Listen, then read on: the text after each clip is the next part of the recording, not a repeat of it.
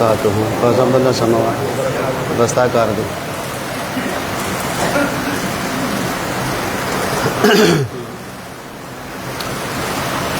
الحمد لله وكفى والسلام على عباده الذين اصطفى أما بعد فأعوذ بالله من الشيطان الرجيم بسم الله الرحمن الرحيم يوم يفر المرء من أخيه وأمه وأبيه وصاحبته وبنيه وقال النبي صلى الله عليه وسلم الكيس من دان نفسه وعمل لما بعد الموت والعاجز من أتبع نفسه هواها وتمنى على الله. صدق الله العظيم وصدق رسوله النبي الكريم ونحن على ذلك لمن الشاهدين والشاكرين والحمد لله رب العالمين. درود شریف پڑھ لو. اللهم صل على محمد.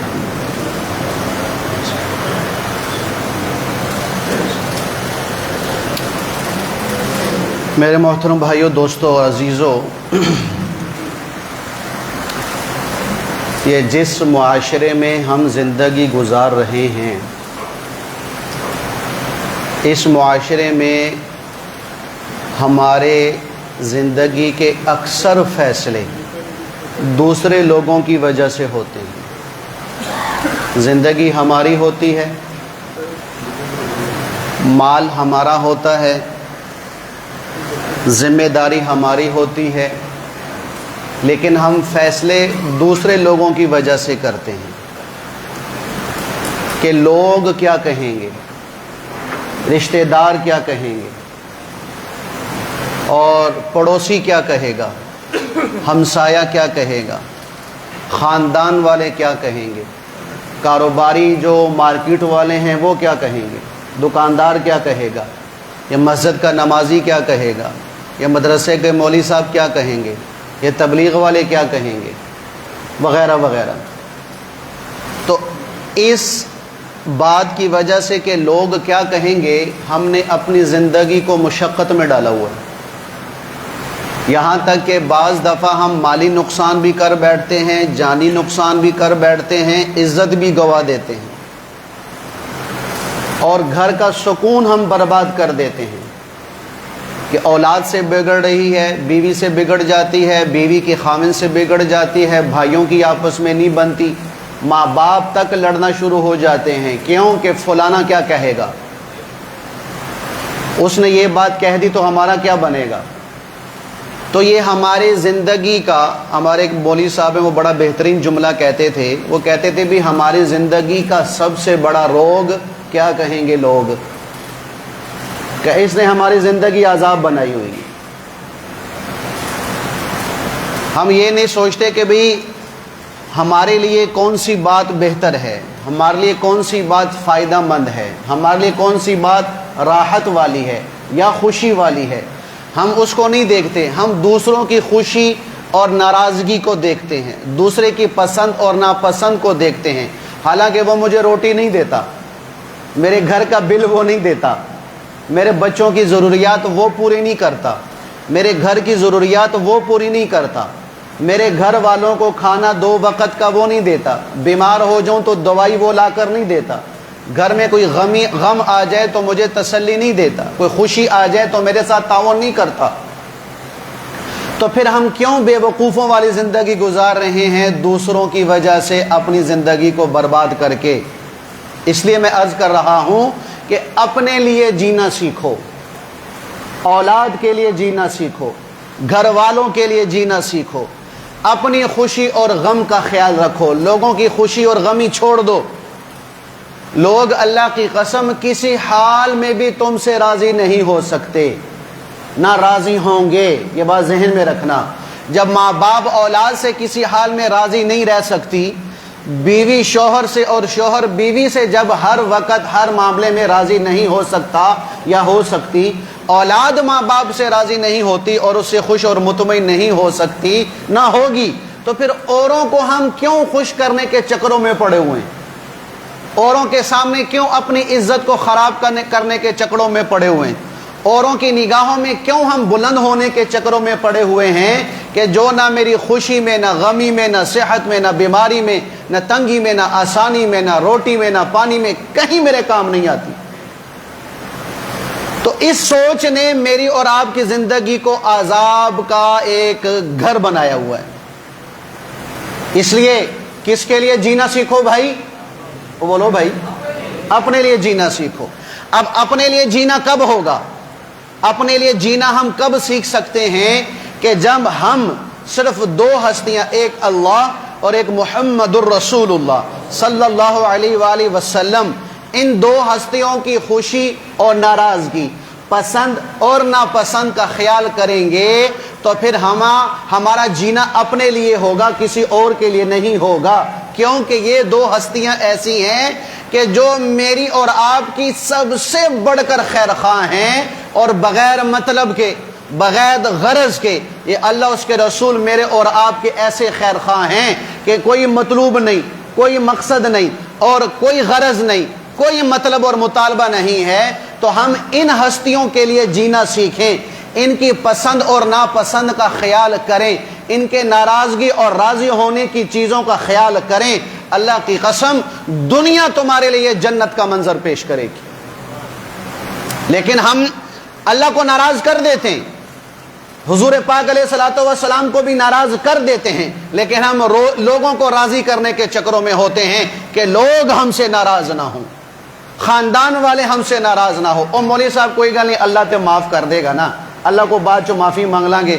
حضور علیہ الصلوۃ والسلام تو رحمت للعالمین ہے، وہ بھی ہم پر رحمت کر کے قیامت کے دن ہماری شفاعت فرما دیں گے. لیکن لوگ ناراض نہیں ہونے چاہیے. کیوں جی؟ کہ لوگوں کے ہاتھ میں جنت کی چابی ہے، کہ جب تک یہ خوش نہیں ہوں گے دروازہ جنت کا نہیں کھلنے والا.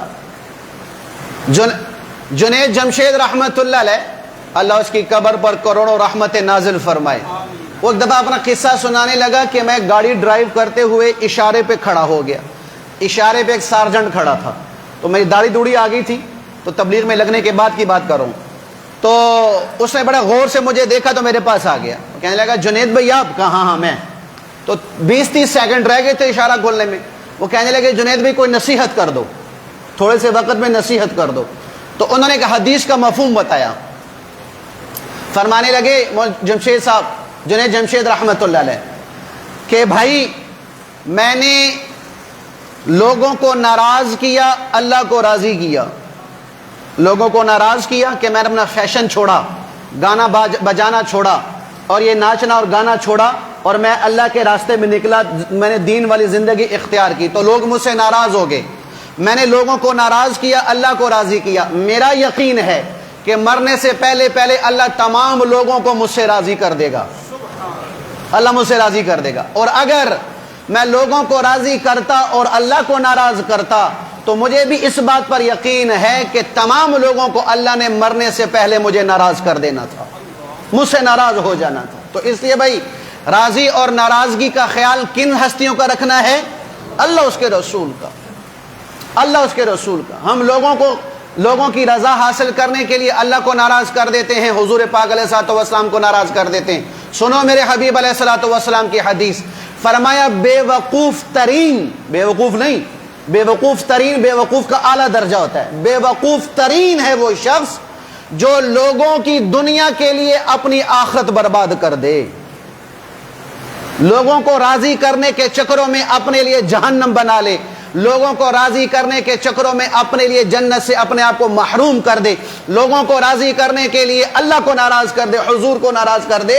فرمایا یہ کائنات کا سب سے بے وقوف ترین بندہ ہے. اسے بھی پسند اور ناپسند کن ہستیوں کا خیال رکھنا ہے؟ اللہ اس کے رسول صلی اللہ علیہ وسلم کا. اب اللہ اس کے رسول کو کیا پسند ہے؟ ایک چھوٹی سی حدیث بس، اس پہ میں نے بات کرنی ہے. ترمذی شریف کی حدیث ہے. حضور نبی کریم علیہ الصلوۃ والسلام نے ارشاد فرمایا ثلاثۃ یحبہم اللہ وثلاثۃ یبغضہم اللہ. 3 لوگ ایسے ہیں کہ جن سے اللہ بڑی محبت فرماتا ہے، اور 3 لوگ ایسے ہیں کہ جن سے اللہ بڑی نفرت فرماتا ہے، بغض ان سے اللہ پاک رکھتا ہے. 3 لوگ محبوب کون ہیں جن سے اللہ محبت فرماتا ہے؟ اللہ جل شانہ کی طرف سے حضور نبی کریم علیہ الصلوۃ والسلام نے ارشاد فرمایا، پہلا آدمی کہ جن سے اللہ محبت فرماتا ہے کہ جہاد کے لیے ایک لشکر گیا، لشکر کو کافروں کی طرف سے شکست ہو گئی، لشکر پیچھے ہٹ گیا، لیکن ایک آدمی لشکر کے پیچھے ہٹنے کے باوجود بھی شکست کھانے کے باوجود بھی ایک آدمی سینہ سپر ہو کر آگے بڑھتا ہے، تلوار ہاتھ میں لی ہوئی ہے اور اپنے آپ کو کافروں کے مجمع میں گھسا دیتا ہے اور تلوار چلا رہا ہوتا ہے، پھر اللہ اس آدمی کو دو کامیابیوں میں سے ایک کامیابی ضرور عطا کرتا ہے۔ کون سی کامیابی؟ دنیاوی کامیابی، کیا کہ اللہ اس کو فتح نصیب کر دیتا ہے۔ آخرت کی کامیابی دوسری کیا کہ اللہ اس کو شہادت کی موت نصیب کر دیتا ہے۔ فرمایا یہ آدمی جو اکیلا کافروں کے مجمع کے سامنے ننگی تلوار لے کر اور سینہ چوڑا کر کے اللہ اور اس کے رسول اور اس کے دین کے لیے قربان ہو جاتا ہے، فرمایا یہ اللہ کو سب سے محبوب ترین آدمی لگتا ہے کہ اللہ کے لیے اپنی جان قربان کر رہا ہے، اللہ کے لیے مال لگا رہا، اللہ کے لیے اپنی عزت اور آبرو کو قربان کر رہا ہے۔ یہ آدمی جو اللہ کے لیے سب کچھ قربان کر رہا ہو، یہ اللہ کو انتہائی محبوب ہے۔ دنیاوی معاملہ دیکھ لیں کہ میرے گھر میں خدا نہ خواستہ کوئی غمی آ گئی، اب میں گھر میں غم میں ڈوبا ہوا ہوں اور ایک میرا دوست، ایک میرا جاننے والا یا نہ ہی جاننے والا وہ سارا انتظام کر رہا ہے، بغیر پوچھے بغیر بتائے اللہ کے لیے قبر کا بھی انتظام کر رہا، روٹی کا بھی انتظام کر رہا، کفن کا بھی انتظام کر رہا، مہمانوں کے لیے بیٹھنے کا بھی انتظام کر رہا۔ بتاؤ بھائی جس کی فوتگی ہوئی ہے وہ اس کا احسان مند ہوگا کہ نہیں ہوگا؟ وہ اس کی عزت اور احترام کرے گا کہ نہیں کرے گا؟ اس کو ہلکی سی بھی بخار یا کوئی تکلیف پہنچے گی تو یہ آدمی دوڑتا اس کے گھر جائے گا کہ نہیں جائے گا؟ اس کی ضرورت کو پورا کرے گا کہ نہیں کرے گا؟ کیوں بھائی؟ کہ میرے مشکل میں اس نے میرا ساتھ دیا ہے۔ آدمی اس سے اتنی محبت کرتا ہے، اتنی عزت کرتا ہے، تو اللہ تو اس جیسے کروڑوں بندوں سے زیادہ قدردان ہے، تو جو اس کے لیے اپنے آپ کو پیش کرے گا، بتاؤ اس سے اللہ کتنی محبت فرمائے گا۔ تو اس لیے اللہ کی راہ میں جان لگانا، مال اور وقت لگانا، یہ اللہ کو بڑا پسند ہے، بڑا محبوب ہے۔ اور کیوں محبوب نہ ہو کہ جہاد کرنا، مجاہد بننا، یہ حضور پاک علیہ الصلوۃ والسلام کی بھی تمنا، حضور علیہ الصلوۃ والسلام کی بھی خواہش۔ حضور علیہ الصلوۃ والسلام کیا فرما رہے ہیں؟ میرا دل چاہتا ہے کہ میں اللہ کے راستے میں جاؤں اور شہید ہو جاؤں، اللہ مجھے پھر زندہ کرے میں پھر شہید ہو جاؤں، اللہ مجھے پھر زندہ کرے میں پھر شہید ہو جاؤں۔ 3 مرتبہ جس چیز کو حاصل کرنے کے لیے میرا نبی خواہش اور تمنا کر رہا ہو، بتاؤ وہ چیز کتنی اعلیٰ ہوگی، کتنی بلند ہوگی کہ اللہ کے نبی فرمانے 3 دفعہ مجھے زندہ اور شہید کیا جائے، میں اللہ کی بارگاہ میں شہید بن کے حاضر ہونا چاہتا ہوں۔ اس سے بھائیو جہاد کا اگر موقع نہیں مل رہا تو کم سے کم دل میں تمنا ہونی چاہیے، دل میں آرزو ہونی چاہیے اور دل میں خواہش ہونی چاہیے، یا اللہ اگر تو نے موقع دیا دشمنوں سے لڑنے کے لیے تو تیرے نام پر میں یوں اپنی جان لگاؤں گا کہ جیسے لگانے کا حق ہوتا ہے۔ اس لیے جنگ بدر میں اکثر صحابہ شریک نہ ہو سکے کیونکہ جنگ کے لیے تو گئے ہی نہیں تھے، وہ تو لشکر پکڑنا تھا، اللہ کے علم میں تھا، وہ جنگ میں بات بدل گئی۔ تو اکثر صحابہ تو مدینہ میں تھے، صرف 313 بدر میں تھے۔ تو صحابہ یہ کہا کرتے تھے، صحابہ کہا کرتے تھے، جس میں حضرت حمزہ بھی شامل تھے، وہ کہا کرتے تھے ہائے کاش یا اللہ دوبارہ اگر تیرے نام پر جنگ ہوئی تو تو دیکھے گا کہ ہم تیرے لیے کتنی بڑی بڑی قربانیاں دیتے ہیں، تیرے لیے اپنے وجود کو کیسے ہم کٹاتے ہیں اگر تو نے موقع دیا۔ تو اس سے بھائیو جہاد کا جذبہ دل میں رکھو، ورنہ حدیث میں آتا ہے حضور نبی کریم علیہ الصلوۃ والسلام نے ارشاد فرمایا کہ جس نے نہ جہاد کیا، یعنی موقع تھا جہاد نہیں کر رہا، یا موقع تو نہیں تھا لیکن اس کے دل میں جہاد کا جذبہ بھی پیدا نہیں ہوا، فرمایا یہ منافقت کے دروازوں میں سے ایک دروازے پر پہنچ گیا، اسی حال میں مر گیا، منافقوں کے مرے گا۔ تو اسے بھئی اللہ کے لیے جان دینے کا جذبہ اپنے اندر رکھو، نسلوں میں پیدا کرو کہ غیرت کے نام پہ تو ہم مر رہے ہوتے ہیں، مار رہے ہوتے ہیں، خاندان کے نام پہ مر رہے اور مار رہے ہوتے ہیں، قومیت کی بنیاد پر لڑ رہے اور مار رہے اور مر رہے ہوتے ہیں، لسانیت کی زبان پر مر رہے اور مار رہے ہوتے ہیں، سیاست کی بنیاد پر مر رہے اور مار رہے ہوتے ہیں۔ تو کیوں نہ ہم اس ذات کے لیے اپنے آپ کو مرنے اور مارنے کے لیے تیار رکھیں جس نے زندگی دی ہے، اور وہ کون ہے بھائی؟ اللہ۔ تو پہلا آدمی کون سا؟ مجاہد، جو اللہ کو بڑا پسند ہے۔ یہاں ایک بات ذرا غور سے سنیے گا، غور سے، آدھی بات نہیں سننی، نہ آدھی بات آگے نقل کرنی ہے۔ خودکش حملہ صحابہ کی سنت ہے بھائی، کیا کہہ رہا ہوں؟ خودکش حملہ کس کی سنت ہے؟ سارے بولو یار، لیکن مسلمانوں پہ نہیں. اے پوری گل جی، خودکش حملہ صحابہ کا طریقہ، صحابہ کی سنت، لیکن کس پر؟ کافروں پر، مسلمانوں پہ نہیں. یہ پورا جملہ سننا بھائی. تو لہذا آج کے زمانہ میں اگر کوئی مسلمان کافروں کے علاقے پہ جا کے اپنے ساتھ کوئی بم شم باندھ کر ان کو اڑا دیتا ہے، پکا جنتی ہے. اس کی جنت میں شک نہ کرنا کہ زندگی برباد کر دی، یہ کیا کر رہا ہے مولوی صاحب، یہ خودکشی کر رہا ہے. نہیں نہیں نہیں نہیں، حضور صلی اسلام کے زمانہ میں صحابہ نے یہ عمل کیا اور حضور نے انکار نہیں کیا. تو کیا مطلب؟ کہ یہ سنت ہو گئی، حضور کی رضا شامل ہو گئی کہ کافروں کے لیے اپنے آپ کو آگے پیش کر رہا ہے اور اجتماعی طور پر کافروں کو نقصان دے رہا ہے. تو یہ غیر شرعی کام نہیں، اللہ کا محبوب ترین عمل ہے.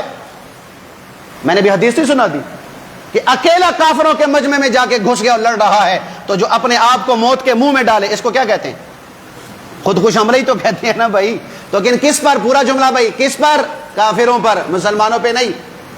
مسلمانوں پر خودکش حملہ حرام ہے بھائی، حرام ہے، حرام ہے. ہمارے سارے علماء کا یہ فتویٰ ہے.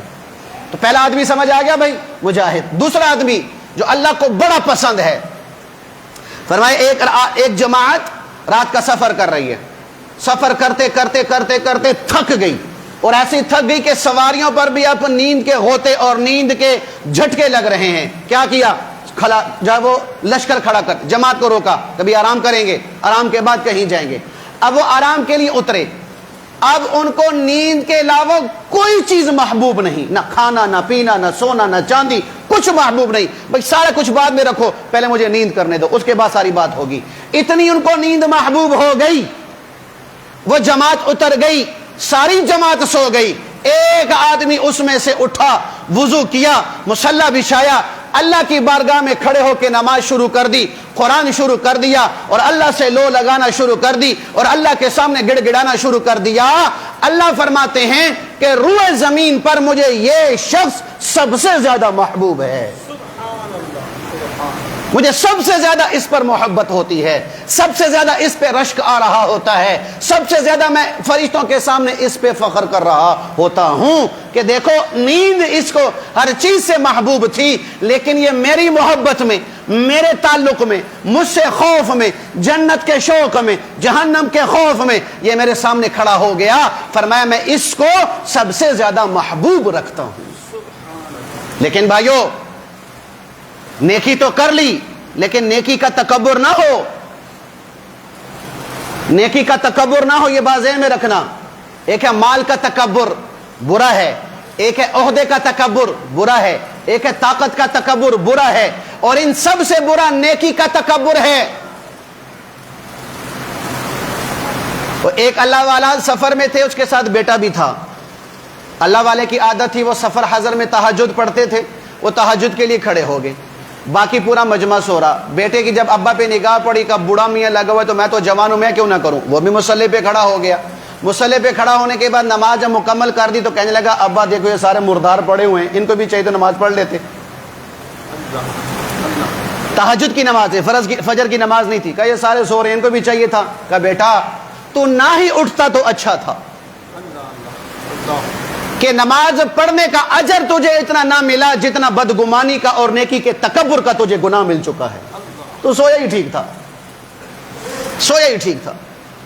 تو نیکی کا تکبر نہ ہو، میں بڑا بڑا حاجی، میں بڑا نمازی، میں بڑا سخی، میں بڑا مولوی، میں بڑا بیان کرنے والا، میں بڑا تبلیغ کرنے والا، میں تہجد پڑھنے والا، اور یہ تو فجر کی نماز نہیں پڑھتا، ظہر کی نماز نہیں پڑھتا، اور کبھی ذکر بھی کیتا ہی، اور کبھی تسبیح بھی پڑھی ہو، اور کبھی قرآن کی تلاوت بھی کی ہے.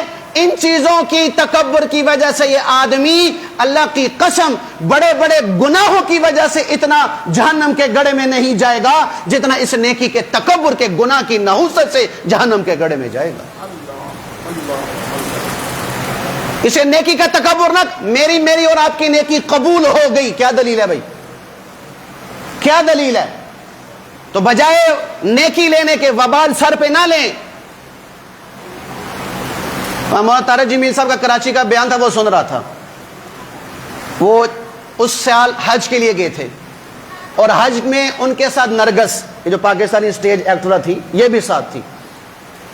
کہ عرفات کے میدان میں ہم تھے، تو تھوڑی دیر کے بعد یہ نرگس میرے پاس روتی ہوئی آئی اور آ کے کہنے لگی مولوی صاحب اللہ عرفات کے میدان کے بارے میں کیا فرماتا ہے کہ جو عرفات کے میدان میں آ گیا اس کے لیے کیا انعام ہے؟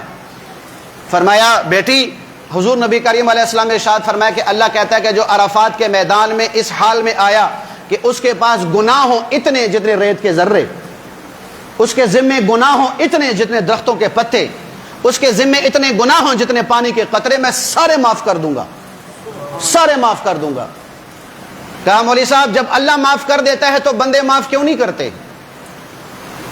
بندے معاف کیوں نہیں کرتے؟ کیا ہوا؟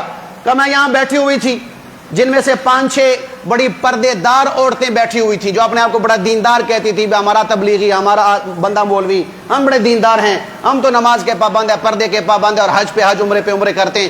میں ان کے پاس آ کے بیٹھی ہی تھی، وہ مجھ سے یوں اٹھ کر اور نفرت کر کے بھاگی ہیں کہ پتہ نہیں میں کتنی بڑی کافرہ ہوں جو ان کے پاس بیٹھی ہوں اور ان کے ساری نیکیوں کو کھا جاؤں گی۔ تو یہ جو نیکی کا تکبر ہے یہ برباد کر کے رکھ دے گا۔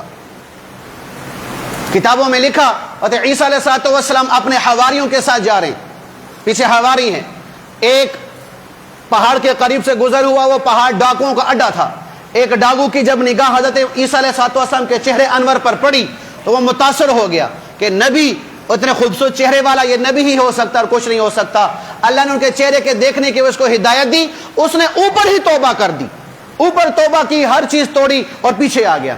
اب پیچھے پیچھے آدم عیسیٰ علیہ السلام کا ایک حواری اور یہ ڈاکو دونوں چل رہے ہیں، دونوں چل رہے ہیں۔ چلتے چلتے وہ جب حواری کے قریب وہ ڈاکو ہوا نا تو وہ جو حواری تھا عیسیٰ علیہ السلام کا صحابی، اس نے دیکھ کر زبان سے کچھ نہیں کہا، بس اتنا کہا، بس اتنا کہا۔ یعنی کیا مطلب؟ میں نبی کا ساتھی، میں حواری، میں حاجی نمازی، یہ ایک ڈاکو، یہ ناپاک، یہ قاتل، یہ چور، یہ میرے ساتھ گزر رہا ہے۔ یہ اس نے صرف دل میں یہ اتنی سی اس کے دل میں میل آ گئی ایک مسلمان کے لیے اور اپنی نیکی کا تکبر اس کے دل میں آ گیا۔ اللہ نے فوراً عیسیٰ علیہ السلام پر وحی نازل فرمائی، فرمایا عیسیٰ تیرے پیچھے میرے 2 بندے چل رہے ہیں، ایک تیرا حواری ایک ڈاکو، حواری سے کہو کہ تیرے پچھلے ساری نیکیاں میں نے ختم کر دی ہیں، دوبارہ سے کر، اور ڈاکو سے کہہ کہ میں نے تیری ساری گناہوں کو معاف کر کے نیکیوں میں بدل دیا۔ ایک جملے سے کہنے سے ساری نیکیاں برباد ہو گئی۔ کیوں؟ نیکی کا تکبر۔ تو بھئی ڈرتے ڈرتے اللہ کی عبادت کرنی ہے، پتہ نہیں قبول ہوئی ہے کہ نہیں ہوئی۔ حیات الصحابہ پڑھو مولانا یوسف کاندلوی صاحب رحمت اللہ علیہ، اللہ کی قسم 14 طبق روشن ہو جاتے ہیں۔ صحابہ، حضرت علی فرماتے ہیں، حضرت علی کہ صحابہ ساری رات سجدے میں ہوتے تھے اور ان کے ماتھے پر زمین کی وجہ سے ایسا نشان پڑ جاتا تھا جیسے بکری کے گھٹنوں پہ کالا نشان پڑا ہوتا ہے۔ ساری رات وہ اللہ کی بارگاہ میں یوں سجدے میں پڑے ہوتے تھے، وہ آنسوؤں کا سیلاب آنکھوں سے جاری ہوتا تھا، لیکن جو ہی صبح اٹھتے پھر ہچکیوں سے روتے تھے کہ ہماری تو ساری رات غفلت میں گزر گئی، ہم نے تو ساری رات ہی برباد کر دی۔ اللہ کے نبی تشریف فرما، ایک صحابی آئے، ریت تھی تو صحابی نے اپنی قمیض اتاری اور مدینے کی گرمی تھی تو ریت کے اندر نہ الٹ پلٹ ہونے لگا، اپنے جسم کو الٹ پلٹ کر رہا ہے اور کیا کہہ رہا ہے؟ اے نفس اس ریت کی گرمی کو چکھ، اس کی حرارت کو محسوس کر، اس سے کئی گنا زیادہ حرارت اور گرمی جہنم کی ہے۔ پھر کیا کہہ رہا ہے اپنے آپ کو؟ تو سارا دن بیکار پھرتا ہے اور ساری رات مردار سوتا ہے، تیرا کیا بنے گا؟ صحابی، اللہ کے نبی نے فرمایا اس کو بلاؤ، بلایا، فرمایا تیرے اس عمل کی وجہ سے اللہ نے 7 آسمانوں کے دروازے رحمت والے تیرے لیے کھول دیے ہیں۔ صحابہ سے کہا اس سے دعا کرواؤ اپنے لیے، اللہ اس کی دعا قبول کرے گا۔ یہ کون ہیں؟ ساری رات عبادت کرنے والے اور سارا دن جہاد کرنے والے۔ یہ کیا کہہ رہے ہیں؟ سارا دن بیکار، ساری رات مردار سو رہا ہوتا ہے۔ ہم میں سے کون تہجد کے لیے اٹھتے ہیں بھائی؟ میں تو نہیں اٹھتا، فجر پڑھ لی بڑی گال ہے،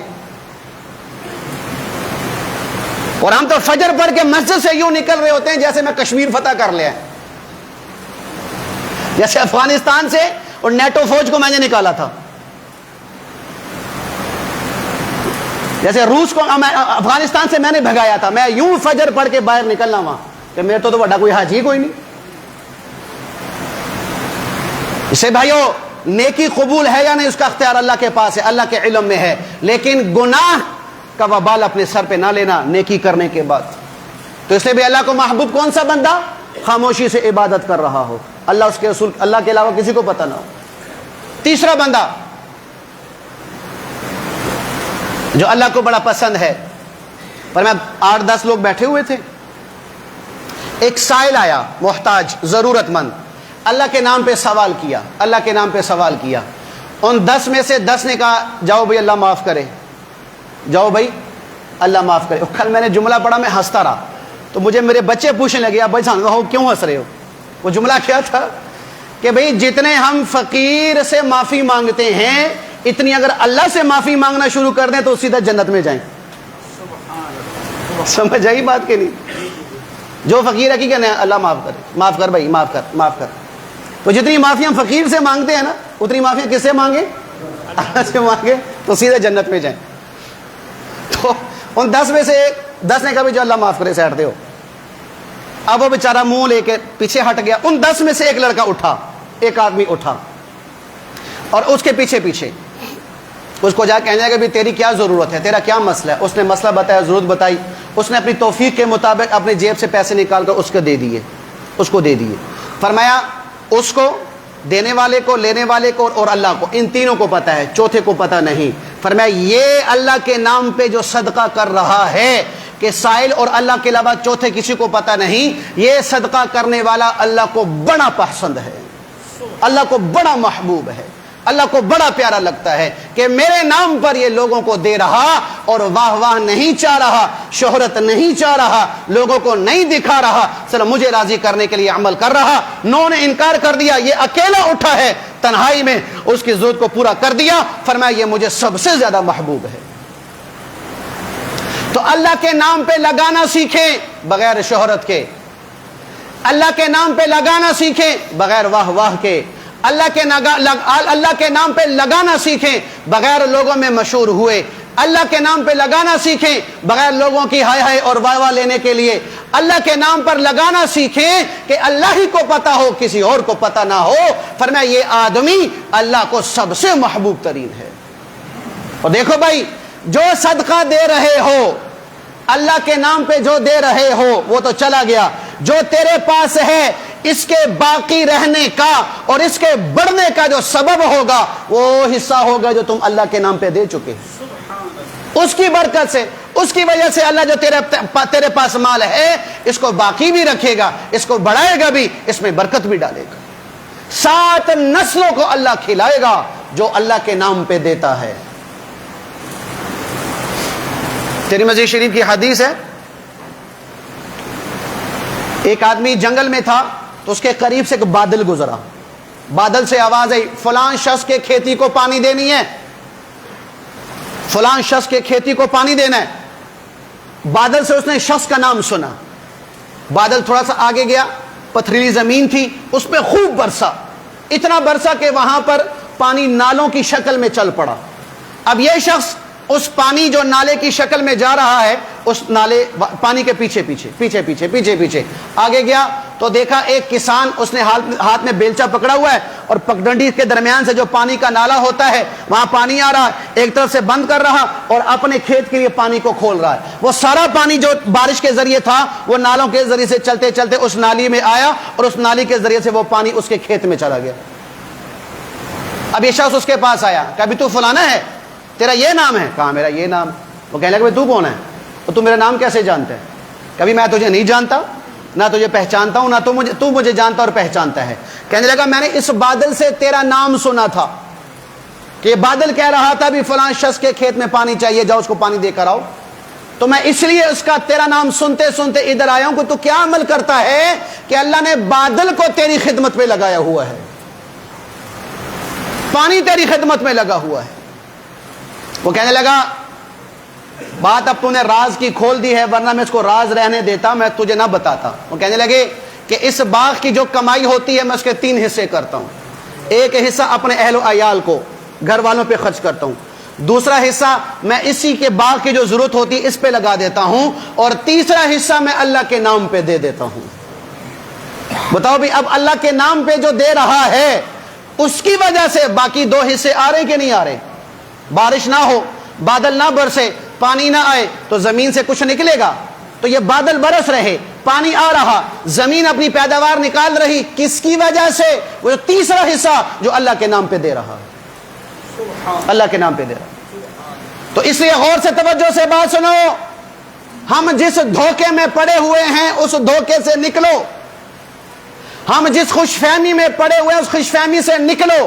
کون سا دھوکہ، کون سی خوش فہمی؟ یہ میرا مال، میری گاڑی، میرا مکان، میری فیکٹری، میری دکان، میرا بینک بیلنس، میرا سونا، میری چاندی، میری زمینیں، میرے کھیت اور میرا مال، اس دھوکے سے نکلو۔ اللہ کا واسطہ، تیرا میرا کچھ نہیں ہے، تیرا میرا کیا ہے؟ مسلم شریف کی حدیث، حضور نبی کریم علیہ الصلوۃ والسلام نے ارشاد فرمایا، یقول ابن آدم مالی مالی، ابن آدم یعنی ہر انسان کہتا ہے بھی میرا مال، میرا مال، میرا پیسہ، میرا بینک بیلنس، میرا مکان، میرا کاروبار، سب کچھ میرا ہے مولوی صاحب، یہ میری محنت ہے، یہ میری کمائی ہے، یہ میری جو ہے وہ محنت کا ثمرہ ہے جو تم آج دیکھ رہے ہو، یہ چہل پہل اور یہ ریل پیل اور یہ گاڑیاں اور یہ بینک بیلنس، یہ میرا کمائی، میری کمائی، میری محنت، میرا مال ہے۔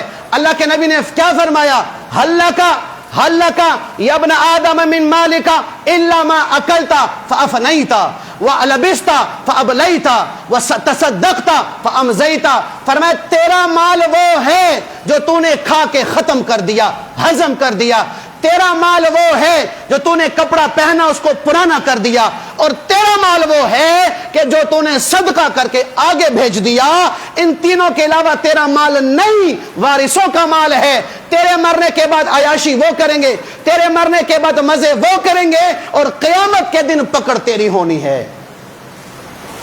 نکلو اس دھوکوں سے۔ یہ کس خوش فہمی میں ہم مبتلا ہیں؟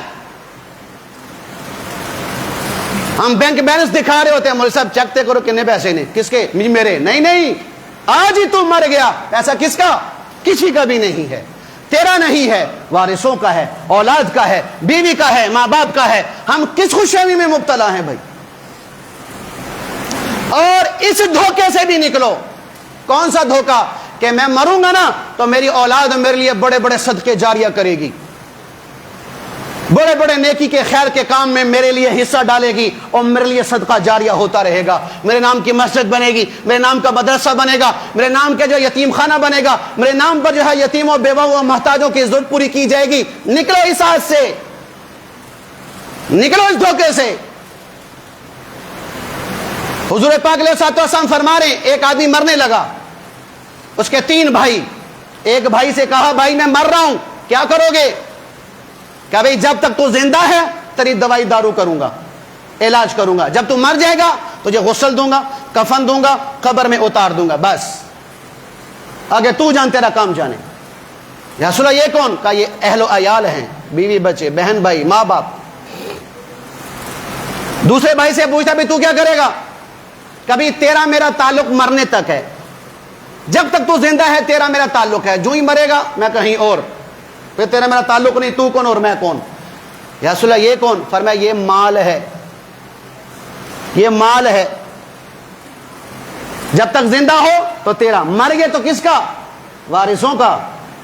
باپ کی میت گھر کے دوسرے کمرے میں پڑی ہوگی، بیوی بچے بھائی بہن دوسرے کمرے میں بیٹھ کر اس کی وراثت کی تقسیم کر رہے ہوں گے، اس کو بھی میت کو غسل بھی نہیں دیا جا رہا ہوگا، تقسیم شروع ہو چکی، اے مکان تیرا، اے مکان میرا، اے گڈی تیری، اے گڈی میری، فلاں جگہ تے مال پیا، او میں بیچنا، او میرا، یہ کام ہوگا۔ اللہ کے نبی کہہ رہے، کیا وہ تیسرے بھائی کو بلا کے کہتا ہے بھائی مر رہا ہوں کیا کرو گے؟ کہ جب تک زندہ تیرے ساتھ، جب تو قبر میں اترے گا قبر میں بھی تیرے ساتھ، وحشت میں تیرا دل بہلاؤں گا، تنہائی تیری دور کروں گا. میدان محشر میں جب تیرا نیکی کا یا گناہ کا پلڑا جو ہے وہ میزان ہوگی تو نیکی کے پلڑے میں بیٹھ کر اس کو وزنی کروں گا. یا رسول اللہ یہ کون؟ فرمایا یہ اس کا وہ صدقہ جاریہ جو یہ اپنی زندگی میں کر گیا، مرنے کے بعد اس کے کام آئے گا. فرمایا بتاؤ کون سا بھائی ٹھیک ہے؟ کہا جی تیسرا جو میزان تک مجھے کام آ رہا اور میزان کو وزنی کر کے مجھے جنت میں داخل کروا رہا. ہم کس کی آس میں بیٹھے ہوئے ہیں؟ بیوی کی آس پہ. حضرت علی المرتضیٰ رضی اللہ عنہ اپنے شاگرد کمیل کو لے کر قبرستان چلے گئے تو کہا او قبرستان والو، او بوسیدگی والو، او وحشت والو، او تنہائی والو، کوئی اپنی تو بات بتاؤ، کوئی اپنا حال تو ہمیں سناؤ. پھر کمیل سے کہا کہ کمیل یہ نہیں بولیں گے. پھر قبر والوں سے کہا کہ ہم تمہیں تمہارے پیچھے چھوڑنے والوں کا حال بتائیں. کہا وہ سنو، وہ یہ ہے کہ تمہاری اولادیں یتیم ہو گئیں، تمہارا مال تقسیم ہو گیا، وراثت کے طور پر وہ لے گئے، تجھے کوئی یاد نہیں کر رہا. رہی تیری بیوی جو ساری زندگی تجھ سے محبت کا اظہار کر رہی تھی، اس نے کہیں اور شادی کر لی، وہاں خوشی خوشی زندگی گزار رہی ہے. یہ تو ہمارا حال ہے، یہ تو ہماری خبر ہے، جو تمہارے معاملات والوں کے ساتھ تھا وہ ہم بتا رہے ہیں. تم بتاؤ تمہارا کیا حال ہے؟ حضرت علی نے کمیل سے کہا کمیل اگر ان قبر والوں کو بولنے کی اجازت ہوتی تو یہ کہتے کہ علی قبر کے لیے بہترین توشہ جو سفر میں کام آتا ہے وہ تقوی ہے، وہ اللہ اس کے رسول سے محبت ہے، اللہ اس کے رسول کی اطاعت ہے، اللہ کا خوف ہے. فرمایا بہترین توشہ تقوی ہے. پھر حضرت علی روئے، اتنا روئے کہ ہچکیاں لگ گئیں. کہا کمیل قبر عمل کا صندوق ہے، موت کے وقت پتہ چل جائے گا کہ خیر بھیجی تھی کہ شر بھیجا تھا، کیا دے کر بھیجا تھا. کس سے آس لگائے ہوئے ہو؟ بیویوں سے؟ نہیں. دنیا میں اللہ دکھا دیتا ہے بیویوں کی 99 خواہش پوری کرو، ایک نہ پوری کرو، اللہ کی قسم تمہاری ساری خواہشات پہ پانی پھیر دیں گی. اس سے آس لگا رہے ہو کہ تمہارے مرنے کے بعد تمہارے صدقہ جاریہ کرے گی. ایک شادی کا جوڑا دوسری شادی پہ نہیں پہنتی، ایک فنکشن کی جوتی دوسرے فنکشن میں نہیں پہنتی. اپنی توہین سمجھتی ہے، اپنی بےزتی سمجھتی ہے، اپنی ذلت سمجھتی ہے. جہاں سے مرضی مجھے پیسہ بھی چاہیے، مجھے نیا جوتا بھی چاہیے، نیا کپڑا بھی چاہیے. اس سے آس لگائی ہوئی ہے کہ مرنے کے بعد تمہارے صدقہ جاریہ کرے گی. تمہاری طرف سے تھوڑی سی سختی ہو جائے منہ بنا لیتی ہے. کیوں بھائی؟ جس کے ساری زندگی تم سے پیار سے بات کی، ایک کڑوی بات ہوگی ہے، کیوں برداشت نہیں کرتی؟ اس سے آس لگائی ہوئی ہے. لاکھوں کا خرچہ کر دو لیکن جو 5000 کا نوٹ اس کے ماں باپ کی طرف سے آئے گا نا، انہیں وہی نظر آنا ہے. یہ میرے بھائی نے دیا تھا، یہ میری اماں نے دیا تھا، یہ میرے ابا نے دیا تھا، اور لاکھوں روپے جو تم لگا چکے ہو پانی پھیر دے گی. یہ گھر گھر کی کہانیاں سنا رہا ہوں، بعض دفعہ ہمارے ساتھ بھی ہوتا ہے. میں نہیں کوئی آسمان تو اتریا، یا میری بیوی گونگی ہے، انی ہے، بہری ہے. یہ گھر گھر کی کہانی سنا رہا ہوں. ہم انہی بیویوں کی خواہشات کو پوری کرنے کے لیے حرام میں پڑے ہوئے ہیں. کبھی سود پہ، کبھی رشوت پہ، کبھی جھوٹ پہ، کبھی دغے پہ، کبھی جو ہے وہ فراڈ پہ لگے ہوتے ہیں. یار ادھی خواہش پوری کرنی ہے، ایس مصیبت کو جان چھڑاؤ. بتاؤ بھی پھر ہم دوسروں کی وجہ سے آخرت اپنی برباد کر رہے کہ نہیں کر رہے؟ اولاد کی بات کرتے ہو. کراچی کے ایک مولوی صاحب نے بات بتائی کہ بڑا مالدار آدمی تھا. وہ اپنے فیکٹری سے یا گودام سے نکلا، راستے میں اس کو انگور لگے بڑے اچھے. اس نے کوئی 5-6 کلو انگور لے لیے، گھر چلا گیا، بیوی بچوں کو انگور دے دیا. اب یہ فریش ہونے لگا کھانے پینے میں اور نہانے دھونے میں شروع ہو گیا. اب 2-3 گھنٹے کے بعد اب اس نے بیوی سے کہا وہ کچھ انگور تھے وہ میں لے کے آیا تو مجھے بھی تو چیک کراؤ. کہا جی وہ میں تو بچے سارے کھا گئے ہیں، میں اور بچے سارے کھا گئے ہیں. اس نے سر پکڑ لیا، کہتا یار یہ انگور جو میں لے کے آیا ہوں اس میں یہ مجھے حصہ نہیں دے رہے تو مرنے کے بعد جو وراثت آئے گی اس وراثت میں یہ قیامت کے دن مجھے کیا حصہ دیں گے؟ یہ حال ہے بیوی بچوں کا. میرا چھوٹا بچہ ہے 3 سال کا بچہ، تو بچے ہوتا ہے. میں نے جب باہر جانا ہے اس نے کہنا بھی خالی ہاتھوں نے گھر نہیں آنا، کچھ نہ کچھ ساتھ لے کے آؤ، کوئی ٹافی شافی. جس دن لے کے نہ ہوں اس کے پاس پلاسٹک کا بلہ ہے، وہ مجھے مارتا ہے. تو خالی کیوں آیا تو؟ اس اولاد سے میں آس لگاؤں، اس بیوی سے میں آس لگاؤں کہ یہ مرنے کے بعد میرے لیے صدقہ جاریہ کریں گے؟ کہ کس دھوکے میں ہم ہیں بھائی؟ نکلو. اب بات عجیب سی ہو جائے گی، پھر کر دیں. ہمارا ایک جاننے والا ہے، وہ کہتا ہے کہ گھر میں 2 بھائی تھے، ایک کی شادی ہو چکی تھی، ایک کی نہیں ہوئی تھی. تو جس کی شادی ہو چکی وہ 2 سال کے بعد نہ فوت ہو گیا. اب پیچھے رہ گئی بیوی، بیوہ جوان تھی. اب گھر والوں نے سمجھداری کی کہ گھر کی بات گھر میں رکھی، وہ جو دیور تھا اس کے ساتھ بھابھی کی شادی کر دی، بھابھی کی شادی کر دی. اب وہ کہہ رہے کہ جب پہلی رات تھی وہ بھی ہچکیوں سے رو رہی ہے، میں بھی رو رہا ہوں کہ یہ ہوا کیا ہے کہ بھابھی کے ساتھ میرا نکاح ہو گیا. اب رو رہے ہیں، رو رو رو رو کہ جب تھک گئے، چپ ہو گئے، تو پھر جو اللہ پاک نے فطرتی میاں بیوی کے اندر محبت رکھی ہوئی ہے اس کا اظہار ہوا. صبح ہوئی تو کہنے میرا کہڑا خامن سیدھا مر گیا. کون سا خامن جو میرا مر گیا تھا؟ میرا تو یہی سارا کچھ ہے. یہ فطرت ہے عورت کی، یہ فطرت ہے مرد کی. بیوی مر گئی، رنڈوا ہو گیا، 40 دن کے بعد 2 مہینے کے بعد 2 مہینے کے بعد شادی کر دو. آج تیری کی بیوی اجڑی مر گئی، او کون ہے؟ کم خزے خبر ہے کہ وہ لاڑ اس دادا ہوتا کہ نہیں ہوتا بھائی؟ تو ہم کیوں ہنس لگا رہے ہیں ان لوگوں سے جو مرنے کے بعد مجھے بھول جائیں گے، بھول بھلیا ہو جائے گا. اللہ کی قسم آپ کی دوسری نسل کو پتہ نہیں ہوگا کہ دادا کی قبر کدھر ہے. میں نے نہیں پتا، اللہ کی قسمیں مجھے نہیں پتا کہ میری دادی کی قبر کدھر ہے، نانی کی قبر کدھر ہے، دادا کی قبر کدھر ہے، مجھے نہیں پتا. تو ہم کیوں ان کے لیے اپنی آخرت برباد کر رہے ہیں؟ بھائیوں کے لیے جب تک تمہاری طرف سے اچھائی ہے تم بھائیوں کے سروں کے تاج ہو. تھوڑا سی رکاوٹ لے کے آؤ نا، ہاتھ روکو نا، تو بڑا فرعون کو نہیں ہونا. تم سے بڑا کوئی فرعون نہیں ہوگا اگر بھائیوں سے تم نے ہاتھ روک لیا. ہمارے دوست ہیں فیصلہ آباد کے، تجھے وہ سارے کسے کا اکٹھا کر کے لے گئے، لاہور دے، کراچی دے، فیصلہ آباد دے. بھائی ہمارے ساتھ ڈسکس ہوتے ہیں، ہم کیا کریں؟ لوگ اپنا دکھا ہمیں سناتے ہیں، پھر ایسی سنانے ہیں، وہ کہتے ہیں یار میرا کاٹے تھوڑا بات دے. امریکہ سے اس کی بڑا بھائی آیا پوری فیملی کے ساتھ، اور وہ مولوی صاحب ہیں بیچارے، کاروبار اس کا کوئی نہیں ہے، وہ بیچارہ یہ دم درد کا کام کرتا ہے، بس جو آ گیا تو آ گیا، نہیں تو نہ صحیح. اب بچوں کا سارا خرچہ، بھابھی کا سارا خرچہ اور بھائی کا سارا خرچہ وہ مولوی صاحب پورا کر رہے ہیں. کہ میرے جیب میں پیسہ ہو یا نہ ہو مولوی صاحب، میں نے ان کے جیب میں پیسہ ڈالنا ہوتا ہے. میرے گھر میں روٹی پکے نہ پکے مولوی صاحب، میں نے ان کے منہ میں روٹی ڈالنی ہوتی ہے. کہ مجھ سے یہ غلطی ہو گئی کہ چونکہ میں نے سفر کرنا ہوتا ہے، میں نے 10 لاکھ کی کوئی سیکنڈ ہینڈ گاڑی لے لی. اب وہ گاڑی ان کو چبھ رہی ہے. اچھا آپ ہی گڈی چکو مہنگا میرے پتر رکشے سے جان. کب وہ گاڑی ان کو چبھ رہی ہے، آتے جاتے تانے اور پتہ نہیں کیا کیا مجھ کو کسریں. مجھ سے بتاؤ میں کیا کروں؟ ان کے جوتی سے لے کر پاؤں تک، اور پاؤں سے لے کر سر تک جو کچھ پہنا ہوا ہے نا میرے پیسوں کا. اس کے پیٹ میں جو خوراک جاتی نا میں کرتا ہوں. وہ نہیں یاد رکھ رہے، بس میں نے گاڑی اپنی زود کے لے لی ہے، ان کو گاڑی لے کر نہیں دی، ساری میری نیکی پہ پانی پھیر دیا. یہ ہوتا ہے بھائیوں کی طرف سے تمہارا یہ معاملہ ہوگا. تو اس سے بھائیوں میں عرض کرنے لگا ہوں یہ بات جو میں ساری تمہیدیں آپ کو بیان کر رہا ہوں. اپنی زندگی میں اپنی آخرت کے لیے کچھ کر کے چلے جاؤ، مرنے کے بعد کسی سے آس نہ رکھنا. مرنے سے پہلے اپنے لیے قیامت کا بندوبست کر کے یہاں سے جانا.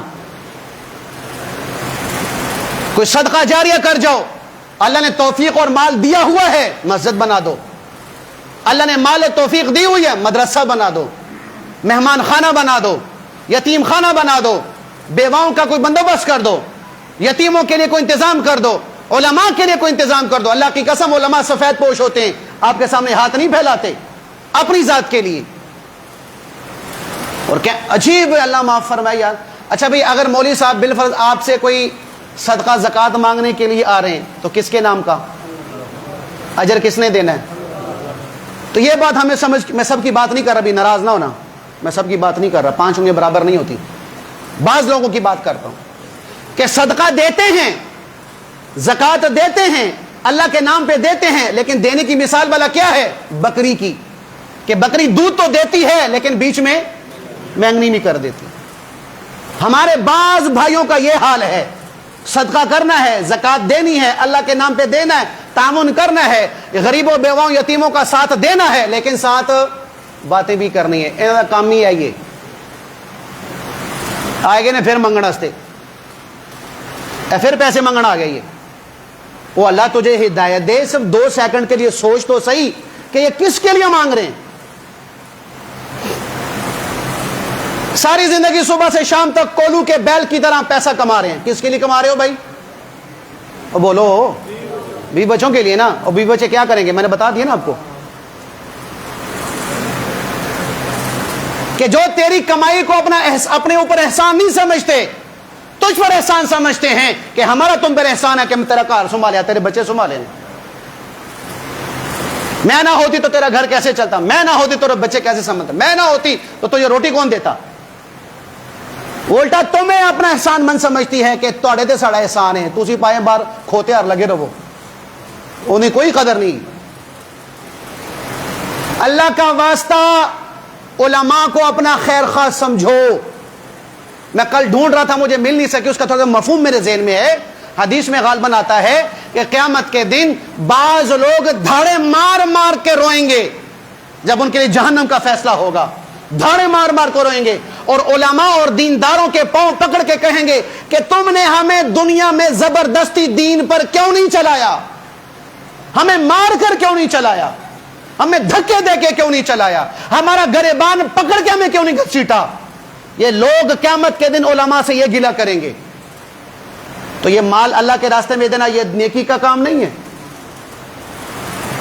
جو علماء تیرے پاس آتے ہیں، تیرا مال دین پر لگاتے ہیں، اللہ کے راستے پہ لگاتے ہیں، ان کے احسان مند بنو، ان کو اپنا ماتحت نہ سمجھو۔ یہ نہ کہو کہ میں اس پہ احسان کر رہا ہوں، اس کو کہو مولوی صاحب اللہ آپ کو جزائے خیر دے، اللہ آپ کو دونوں جہانوں میں خوشیاں نصیب کرے کہ آپ میرے پاس آئے ہیں میری آخرت بنانے کے لیے، آپ نہ ہوتے تو یہ میرا حلال مال بھی پتہ نہیں کہاں لگ جاتا۔ ہاں اس خوشفہمی میں نہیں رہنا جی میرا مال حلال ہے، حلال جگہ لگے گا، نہیں، حلال مال حلال جگہ تب لگے گا جب علماء سے دینداروں سے تعلق ہوگا، ورنہ حرام حلال مال بھی حرام جگہ لگے گا۔ یہ بات ذہن میں رکھنا۔ یہ شادی بیاہ جب کرتے ہو، یہ تیل مہندی کرتے ہو، اس پہ تمہارا حلال پیسہ لگتا ہے کہ نہیں لگتا؟ بولو سارے بھائی۔ اور تیل مہندی قرآن حدیث تو ثابت ہے نا ماشاءاللہ۔ اور یہ سال بعد جب اپنے بچے کی سالگرہ مناتے ہو، happy birthday to you, اس پہ جو پیسہ لگاتے ہو، یہ پیسہ تمہارا حلال کا ہے نا، جا کدھر رہا ہے؟ اور یہ 30واں اور 10واں اور 40واں یہ ختم پاک جو ہوتے ہیں، خیرات جو ہوتے ہیں، پختان سے کی خیرات کہیں کو نہ کہیں، 2 میخی براڑی، تو کس کے لیے ہم کر رہے ہوتے ہیں؟ اللہ کے لیے کر رہے ہوتے ہیں، چھاٹ دے ہو۔ تو علماء کو بھائی میری عرض کر رہا ہوں، ناراض نہیں ہونا بھائی، آپ میرے سارے میرے بھائی ہیں، علماء کو اپنا احسان مند سمجھو۔ قیامت کے دن تم ان کے پاؤں دھو کے پانی پیو گے، اللہ آپ کو جزائے خیر دے کہ میں کن کی آس پہ بیٹھا ہوا تھا، وہ تو سارا کچھ لپیٹ کے چلے گئے، مجھے کچھ دے ہی نہیں رہے۔ تمہاری خبر پہ پانی ڈالنے کے ہی نہیں آئیں گے یار، جسے تم آس لگائے ہوئے ہو۔ تو اسے بھی میرا مال کون سا ہے جو میں کھا کے کٹ دیتا جو میں نے پہن کے پرانا کر دیا اور جو میں نے آگے صدقہ بھیج دیا، یہ میرا مال ہے۔ باقی کس کا ہے بھائی؟ وارثوں کا مال۔ تو لہذا بھی اللہ کا محبوب ترین بندہ بننا ہے کہ نہیں بننا بھائی؟ کیا کہ زندگی میں کار خیر کر کے جاؤ، زندگی میں اپنے لیے صدقہ جاریہ کر کے جاؤ۔ وہ جو کراچی والا تھا نا، جب اس نے یہ سنا کہ انگور چ مجھے حصہ نہیں دے رہے، اللہ نے اس کے دماغ میں بات ڈالی، علاقے کے مولوی صاحب کے پاس گیا، 1 کروڑ کی جگہ لے کر مسجد بنا کر اللہ کے نام پر دے دی. پرانا قصہ ہے. میں نے انگور نہیں پوچھے, میرے مرن تو بعد میرے کتنے پوچھیں گے, میں زندگی میں عمل کر کے جاؤں گا اپنے لیے. تو اسے بھی جتنی بھی اللہ نے استطاعت دی ہے, قوت دی ہے, مالدار ہے, امیر ہے, غریب ہے, درمیانہ ہے, اللہ کے واسطے مرنے کے بعد کے لیے اپنے لیے کوئی نہ کوئی صدقہ جاریہ کر کے جانا, کوئی نہ کوئی صدقہ کر کے جانا. تو کریں گے انشاءاللہ بھائی. چھوٹی آخری بات بس, 3 آدمی اللہ کو بڑے ناپسند ہیں جو حضور نے ارشاد فرمائے, ثلاثۃ یبغضھم اللہ. نمبر 1, الشیخ الزانی. الشیخ الزانی, کہ بوڑھا ہو کے بھی زنا نہ چھوڑے, بوڑھا ہو کے بھی زنا نہ چھوڑے. اللہ کو انتہائی نفرت ہے اس آدمی سے. دیکھو بھائی, اگر بیوی ہے اور وہ آپ کی خواہش پوری نہیں کر رہی, اللہ نے استطاعت دی ہے, دوسری شادی کرو, کرو دوسری شادی. بیوی کون ہوتی ہے؟ اجازت دینے والی یا اجازت نہ دینے والی. انہوں نے کہا تو بھی رہنا کہ نہیں رہنا, تو بھی نکل پھر. ہاں بھائی اللہ نے تمہیں حق دیا ہوا ہے نا بھائی. اب ایک آدمی کہا تو نماز نہیں پڑھنی, تو کیا کہو گے؟ میں تیری تھوڑی پڑھتا ہوں, یا تیری وجہ تھوڑی نماز پڑھوں گا. نماز فرض ہے یا نہیں بھائی؟ خواہش پوری نہیں ہو رہی, اللہ نے استطاعت دی ہے, شادی واجب ہے, فرض ہے امام توقان کے نزدیک. اب امام توقان مفتی صاحب سمجھتے, آپ نہیں سمجھتے. ساری باتیں تو نہیں سمجھانی ایسی نا. تو اللہ نے استطاعت دی ہے تو کیا کرو بھائی؟ دوسری شادی کرو. اگر استطاعت نہیں ہے, ایک شادی ہے, تو پھر ان نظروں کی حفاظت کرو, ان نظروں کی حفاظت کرو. آپ نے اپنے استادوں سے سنا ہوا ہے, بیٹا جو نظروں کی حفاظت کرے گا وہ نفس کی حفاظت کرے گا. نظر محفوظ, نفس محفوظ. نفس محفوظ تو یہ حرام کاری میں نہیں پڑے گا. حرام کاری میں پڑنے کی پہلی سڑی بد نظری ہے, غیر محرموں کو دیکھنا ہے.